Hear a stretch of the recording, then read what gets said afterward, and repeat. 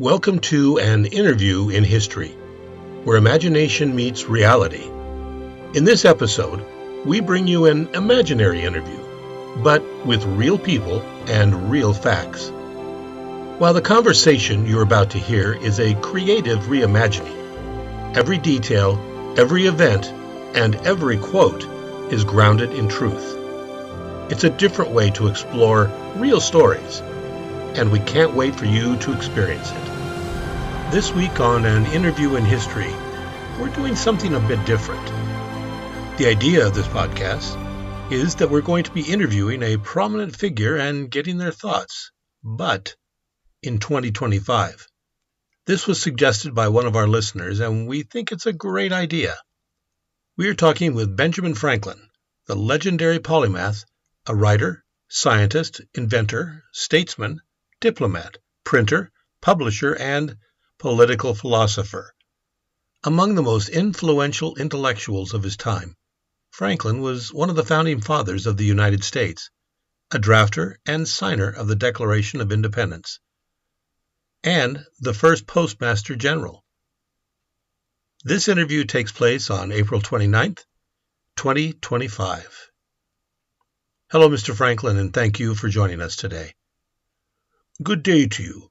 It's a pleasure to be here in this most curious century. It's an absolute honor, Mr. Franklin. Let's start with the early days. Tell us about your childhood. I was born in Boston in 1706, January 17th to be precise. I was the 15th of 17 children. Yes, you heard that right. My father, Josiah, was a candle and soap maker, a humble trade, but it kept the family fed. My mother, Abiah Folger, was a strong moral woman. With such a large household, our lives were busy and structured. 17 siblings! That's unimaginable for most families today. Indeed. Resources were stretched thin, so my formal education ended at the age of 10. My father had hoped I'd enter the clergy, but funds were scarce. I loved to read, though. Devoured books on everything from science to philosophy.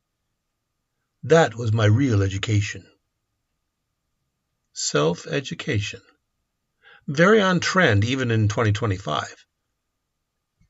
You left school early, yet went on to become one of the most influential people in history. What was the turning point? At 12, I was apprenticed by my brother, James, a printer. That's where I found my voice, literally. I secretly wrote letters to his newspaper under the name Silence Dogood. Those essays got people talking. That taught me the power of words and of public opinion. It was the beginning of my path into public life. Speaking of public life, you played a massive role in shaping America's identity. Can we talk politics? Yes. I always saw politics as a tool to serve the people. I believed in unity, dialogue, and compromise. Something the world could use more of today, I dare say. I helped draft the Declaration of Independence and the Constitution. My focus was always on practical wisdom, balancing freedom with responsibility. In today's terms, you'd be called a centrist with visionary flair. How do you think modern politics measures up? There's a great deal more noise today, and a great deal less listening. But I see hopeful signs. Young people advocating for climate action, equity, and innovation. Democracy is always messy, but it's worth the mess. Mr. Franklin, how do you feel about politics in 2025? The political landscape in your time is both fascinating and, I must admit, somewhat concerning. In my era, we endeavored to establish a republic grounded in civic virtue and the common good. I once remarked, a republic if you can keep it, emphasizing the responsibility of citizens to uphold such a government. Observing today's politics, I notice a heightened polarization and a tendency towards viewing opposing parties as adversaries rather than fellow citizens with differing perspectives. This adversarial approach can erode the very foundations of the Republican governance. Moreover, the prevalence of misinformation and the reluctance to engage in civil discourse are troubling. In my time, I valued intellectual humility, acknowledging that I had often been wrong and was willing to change my opinions when presented with better information. Such openness is crucial for healthy political environment. That said, I am heartened by the active engagement of citizens, especially the youth, in political processes and social causes. Their passion and commitment to issues like climate change and social justice reflect the enduring spirit of civic responsibility. In conclusion, while there are challenges, the resilience and activism of the populace give me hope that the Republic can not only be maintained, but also strengthened. Mr. Franklin, did you ever think that the government you helped create would be like it is today? A most intriguing question. In truth, we could not foresee all the complexities of your modern world, but we did understand that the system we built would need to adapt over time. At the Constitutional Convention, we aimed not to craft a perfect government, but one that could be perfected by future generations with wisdom, virtue, and vigilance. We designed checks and balances to prevent tyranny, yet relied heavily on the character of the people who preserved liberty. I confess, I worried that without civic virtue and public engagement, even the best structured government might falter. I once said, only a virtuous people are capable of freedom. Now, looking at 2025, I see both impressive achievements and troubling trends.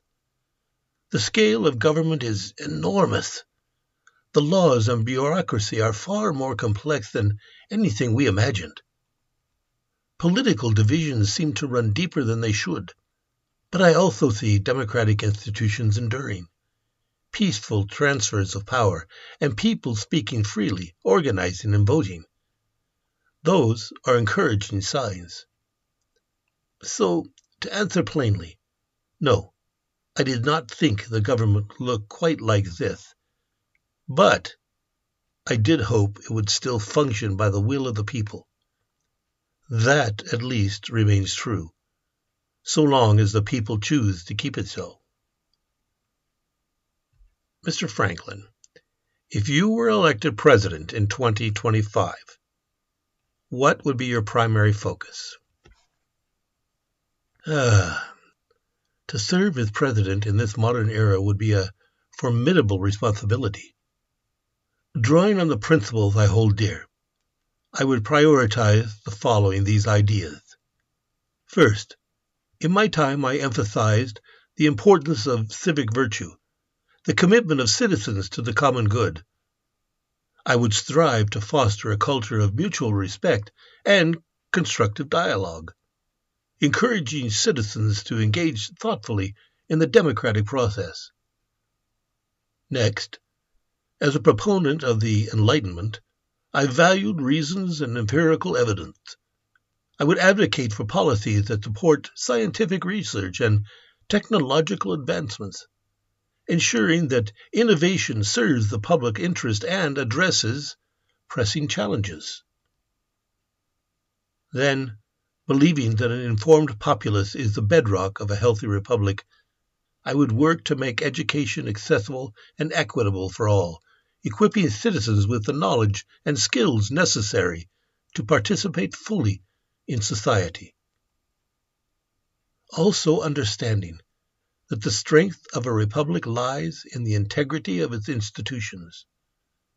I would endeavor to protect the checks and balances that prevent the concentration of power and uphold the rule of law. Lastly, while environmental concerns were not as prominent in my era, I recognize the importance of stewarding natural resources. I would support initiatives aimed at preserving the environment for future generations. You spent many years abroad. Let's talk about your time as an ambassador. I spent much of the Revolutionary War in France, convincing the French to support our cause. Diplomacy is like chess: strategy, patience, charm. I even embraced the French fashion. I knew presenting a relatable, approachable image would help gain their trust. I always said, if you would persuade, appeal to interest, not to reason. Marketing genius even then. Today we'd call that personal branding. Okay, now, your inventions. So many. Which are you the proudest of? The lightning rod comes to mind.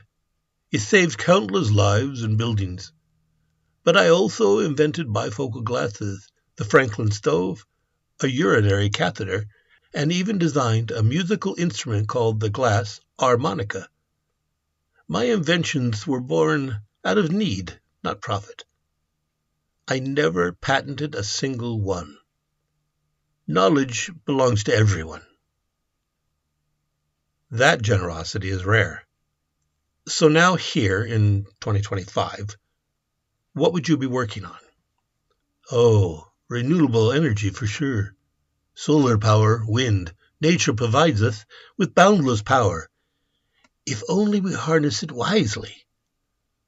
I'm also fascinated by AI and the ethics of digital life.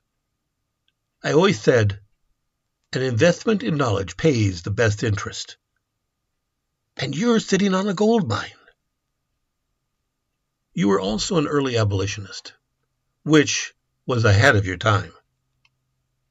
I regret that I didn't take a firm stand earlier in my life. Yes, by the end of my years, I became president of the Pennsylvania Abolition Society. Slavery is a moral failing we must confront honestly in our history and never repeat in new forms. Powerful words. What do you hope people in 2025 take from your life? That curiosity is sacred. That civic responsibility matters. And that humor can soften even the hardest truths. Above all, never stop learning, questioning, or striving to improve. Not just yourself, but your world. Benjamin Franklin, thank you for joining us today. You've inspired generations, and now, perhaps, even more. And thank you for sharing your insights on how you would lead today's world. Thank you. It has been my pleasure. May we all strive to uphold the principles of liberty, reason, and mutual respect in our endeavors. And may your listeners take care not to squander the incredible tools at their disposal. Of course, we don't have Benjamin Franklin here today, but it would be incredible to have that kind of thinking available to us now. Franklin suffered from obesity throughout his middle age and elder years, which resulted in multiple health problems, including gout, which worsened as he aged. In poor health during the signing of the U.S. Constitution in 1787, he was rarely seen in public after then until his death. Franklin died from a pleuritic attack at his home in Philadelphia on April 17, 1790, at age 84. His last reported words conveyed to his daughter were, "A dying man can do nothing easy," after she suggested that he change position in bed and lie on his side so he could breathe more easily. Approximately 20,000 people attended Franklin's funeral, after which he was interred in Christ Church Burial Ground in Philadelphia. Upon learning of his death, the Constitutional Assembly in revolutionary France entered into a state of mourning for a period of 3 days, and memorial services were conducted in the honor of Franklin throughout the country. In 1728, at age 22, Franklin wrote what he hoped would be his own epitaph. It goes like this. The body of B. Franklin, printer. Like the cover of an old book, its contents torn out and stripped of its lettering and gilding, lies here, food for worms. But the work shall not be wholly lost, for it will be as he believed, appear once more, in a new and more perfect edition. Franklin's actual grave, however, as he specified in his will, simply reads, Benjamin and Deborah Franklin. And now, another forgotten history. Oliver was a bully. During a neighborhood hockey game in the winter of 1885, he smashed a boy named Wilbur in the face with his stick, seriously injuring the boy and knocking out most of his front teeth. The injured boy had been a brilliant and precocious student, with his sights set on Yale and a career as a minister. But the effects of the injury to his health and his self-esteem derailed that plan. As the effects of the painful and debilitating injury lingered on, the boy finished his education at home, forgot about Yale, and instead went into business with his brother. Oliver Howe went on to become a physician, as well as a multiple bigamist, an insane drug addict, and a serial killer. Having murdered at least 13 people, he was executed on April 19, 1907. Wilbur Wright never attended college. Instead, he and his brother Orville invented the modern airplane. I think it's fair to say that Wilbur Wright made the most out of his adversity. Wilbur Wright was born on April 16, 1867. Join us next week as we talk with Frank L. Baum, who was an American author, best known for his children's fantasy books, particularly The Wonderful Wizard of Oz, part of a series. Until then, take care.